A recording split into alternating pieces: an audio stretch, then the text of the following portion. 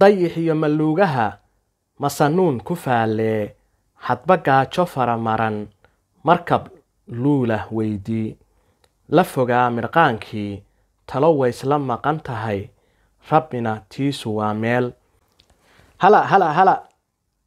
nabadgelyada iyo naxariista rabbigu korkiina ha ahaato dhammaan walaalaha Soomaaliyeed nagala socda barteena YouTube-ka Fikir Samee Studio waa walaalkan Sahal Ismaan Axmed oo aad aalaba halkaas ka maqal aragtaan waqti wanaagsan xaggayga idinkana sidoo kale ha idin samaato muddo baa isugu keendameysay muddo ayaamahan hawlo magaraysa adduun baa ila dheeraaday laakiin waa idin soo noqday aniga oo wata barnaamijyo cusub oo ka duwan kuwii hore barnaamijyadeeni entertainmentiga iyo akhbaar isasiinta iyo xog kala qaadashada iyo talo iyo tusaalaha meeshoodii kama aanan tegin oo kama aanan caragadisan laakiin waxaan soo kordhinaynaa barnaamijyo badan oo aad halkan ka arki doontaan oo surprise noqon doona haddii rabbiga idmo waa idin salaamaya waa idin xiisay idinkana waxaan rajeynayaa sidoo kale inaad ii xiisteen nabad ahaada meel kasta iyo mar kastaba waa idin jeclahay ummadda Soomaaliyeed meel kastaad ku sugantiin dal iyo dibadba shanta qaaradood waxaa idin leeyahay rabbiga idinla jiro nabad ku sugnaada iyo jacayl iyo caafimaad iyo horumar iyo amni ilaahay haydan siiyo haydan ku siiyo meel kastaad joogtaan salaan dabadeed walaalayaal waa idin xiisay sida aan hore idinku sheegay idinkana waxaan rajeynayaa inaad sida ay si lamid ah ii xiisteen isu soo noqosho wanaagsan waa idinka raali gelinayaa booskii yaraa ee aan maaragtay maqnaanshihii oo aniga arrimo ii khaas aan ku maqnaa laakiin waan soo laabtay anigoo caaboon oo curin cusub iyo barnaamijyo cusub iyo magaranaysaa mawduucyo cusub iyo waxyaabo xiisahooda leh oo aan surprise idinkaga dhigi doono aan halkan idinka soo gudbin doono haddii weynuhu nafta ii sii daayo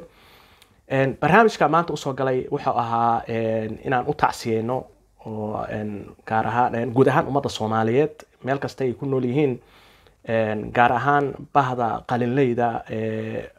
artistka noocyadiisa kala duwan hadduu qoraa yahay hadduu journalist yahay iyo hadduu sugaanyahan yahay iyo hadduu fanaan yahay iyo artistka noocyadiisa kala duwan waxayna ka baxay hal abuur sare abwaan weyn ma garanaysaa waana ka baxay qaryaan baa la dhahaa meesha ugu sareysa abwaannimada marka hal abuur qiimo badan oo ummadda Soomaaliyeed dhexdeeda sumcad weyn ku leh meel kasta ay joogto laga yaqaan oo isagu isku baray xigmadda Ilaahay siiyay carabkiisa isku baray abwaan hadraawi Ilaahay u naxariisto Maxamed Ibrahim waxa la dhahaa Maxamed Ibrahim warsame hadraawi hadraawi waa naanaystiisa waxaan leeyahay asxaabtiisii iyo qoyskiisii gaar ahaan Ilaahay ha ka samirsiyo qalbiga ha u qaboojiyo kadibna ummadda Soomaaliyeed ha ka samirsiyo booskiisii uu banaan yahay ma garanaysaa maalin baad qof weyn baa tagay adduunkana waxa loo joogaa waa la kala horeeyaa qofba markiisu tagayaa wuxuu qaadanayaa intii Ilaahay ugu talagalay waqti marka halka tiir baa ina ka baxay baan leeyahay sugaantiisii marka way badnayd laakiin mid ku saabsan nolosha ku saabsan nolosha oo ka hadlayo nolosha oo la yiraahdo waxa magaceeda la yiraahdaa maansadan waxa magaceeda la yiraahdaa mayal dheer baa la yiraahdaa mayal dheer baan ka soo qaadanaynaa xoogaa way dheer tahay maansadu maansa dheeraatay way marhaba muuqaalka inaan idinku dheereeyo marka waa xuseynaa maadaama qof qiimo leh ahaa gaar ahaan aniga iyo bahda hal abuurka ee aniga ila midka ugu weynaa oo aanu ku dayan jirnay oo role model noo ahaa sidaa darteed waa ku khasbannahay inaan xusno oo aan weyneyno oo aanu ka sheekayno sugaantiisana aan dhowro si kasta oo aan u ururin karnana aan ururino si ay jiilasha dambe aan u gaarsino ay u dhaxlaan ma garanaysaa sida inaguba aan uga dhaxalay kuwa inaga ina ka horeeyay aan uga dhaxalay waxyaabo aan hadda ka hayno waa in inaguna kuwa aan markaa ka dambayno aan ka sii qaadnaa fariimaha aan ka sii gudbinaa waa sida Soomaaliduna waxay caan ku ahayd qoraalka caan kuma ahayn Soomaalidu taariikhdeena oo dhan waxa weeye aabahay baa ii sheegay awowgay baan ka soo gaaray hebel baa sidaa yiri saasaan ku fiicanahay waxaan nahay dad wax xifdiya inkastoo qoraalkuna uu muhiim yahay oo dhigaalku uu yahay wax ma guurta ah oo dadku ay u samaysteen meelo gaar ah oo lagu kaydiyo arkiifyo gaar ah oo lagu kaydiyo taariikhdooda taas xoogaa inaga burbur iyo gaab baa inaga jira waana dhaliil weyn oo markii maanta loo baahdo in taariikh Soomaaliyeed toos loo aado waa in jaamacado kale oo gumaystayaashii sida Ingiriiska kale iyo Faransiiska Talyaaniga waa in la tagaa oo iyagu waxa iyagu naga qoreen ama ay naga soo qaateen markaa laga raadraaca laakiin wax inaga inu maanta inagoo intaasoo sano xor ahayn oo sheeganayna dalal madax bannaan ama dal madax bannaan inaan leenahay oo Soomaaliya la yiraahdo ma haysano madxaf aan taariikhdayada si toosa oo magaranaysa iyadoo ceeriin oo aan la taaban oo aan la barxin noo taalo oo laga soo gaaray iyadoo isdaba joogto taxan oo si sax ah isu daba taala yaana warkaydan ku dheerayn halka haddaan galo way la sii dheeraanaysaa arrimaha Soomaaliya ilaahay baa sakhiri kara marka wuxuu leeyahay maasada mayal dheer baa la yiraahdaa waxay oranaysaa marka qayb baan ka soo qaadanaya waa ka cudur daaranay inaan idin dhameystirin way dheertahay maasadu korkana kama hayo sababtoo ah waxaan ka akhrinayaa meel ay ku qoran tahay waxay leedahay noloshu waa madowdahay wuxuu leeyahay noloshu waa madowdahay marin seegan baa yaal mahadhooyin baa yaal iyo maado fara badan maya iyo maya taal maya iyo wir baa taal muruq iyo car baa taal mukur iyo qab baa yaal ismaroorin baa taal makri iyo dhac baa yaal mixnad iyo shil baa yaal makal iyo dil baa yaal malaf iyo dulmaa yaal madfac iyo hub baa yaal dhagar iyo mir baa taal maryo dhiig leh baa yaal midib iyo xin baa yaal marre iyo fal baa yaal musuq maasuq baa yaal marag been ah baa yaal macsi iyo kufraa yaal dhir la muudsadaa taal shar la miisto baa yaal buu leeyahay xoogaa baan sii wadayaa macaluul cas baa taal jahli macallinaa yaal dadku inay masoobaan maskax diidan baa taal bal halkaa u fiirso waa tuduc aad muhiim u ah dadku inay masoobaan maskax diidan baa taal maya dhagolo baa taal maya diidmo aan dhagalahayn maya dhagalo baa taal wixii maal la dhaqan jiray muruqay la tuban tahay wixii maal la dhaqan jiray murugay la tuban tahay dhirtu way iska mudan tahay marmaroorku farabaday laga furay mariinkii ubixiyo magoolkii allaylehe marduufkii cunay maahirtaydii iyo maycaskaygii macal iyo wankii raas iyo maydalkii raan qurac iyo maraagii miliqsuu ku shidayaa cirka mooye waxaa jira maygiyo gudgudihii meexaanihii daa dadku waxay ka maydheen madadkiyo hufnaantii milgihii dalaysnaa malmal bay u shidayaan